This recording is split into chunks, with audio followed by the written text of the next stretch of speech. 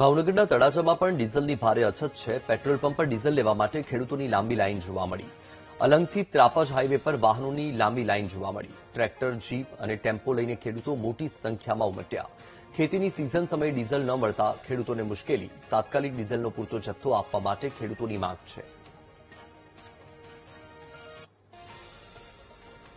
તો આ દ્રશ્ય તમારી ટીવી સ્ક્રીન પર તમે જોઈ રહ્યા છો. ભાવનગરના તળાજામાં પણ એ જ પરિસ્થિતિ છે, જ્યાં ડીઝલ માટે ખેડૂતોએ લાઇન લગાવવી પડી રહી છે. ડીઝલની ભારે અછત સર્જાઈ રહી છે. પેટ્રોલ પંપ પર ડીઝલ લેવા માટે ખેડૂતો લાંબી લાઇનમાં ઉભા રહેવા માટે મજબૂર બન્યા છે. અલંગથી ત્રાપજ હાઇવે પર વાહનોની લાંબી લાઇન જોવા મળી.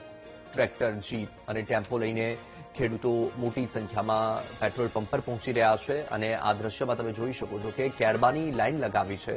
એક તરફ આકરી ગરમી છે અને આકરી ગરમીની વચ્ચે ખેડૂતોએ ડીઝલ માટે લાઇન લગાવવી પડી રહી છે. ખેતીની સિઝન અને સિઝન સમયે જ ડીઝલ ન મળતા ખેડૂતો મુશ્કેલીમાં મુકાયા છે. અને ખેડૂતોએ માંગ કરી છે કે જલ્દીથી જે આ ડીઝલની અછત છે અને જે આ સમસ્યા છે એ સમસ્યાનો ઉકેલ આવે, જેથી ખેડૂતોને ખેતીમાં નુકસાની ન વેઠવી પડે. તાત્કાલિક ડીઝલનો પૂરતો જથ્થો આપવા માટે ખેડૂતો માંગ કરી રહ્યા છે. એક તરફ ડીઝલની કટોકટી અને તેની વચ્ચે ગરમીમાં ખેડૂતો લાઇનમાં ઉભા રહેવા માટે મજબૂર. આ દ્રશ્ય તમારી ટીવી સ્ક્રીન પર ભાવનગરના છે. આ મુદ્દે વધુ માહિતી આપી રહ્યા છે સંવાદદાતા કિશન.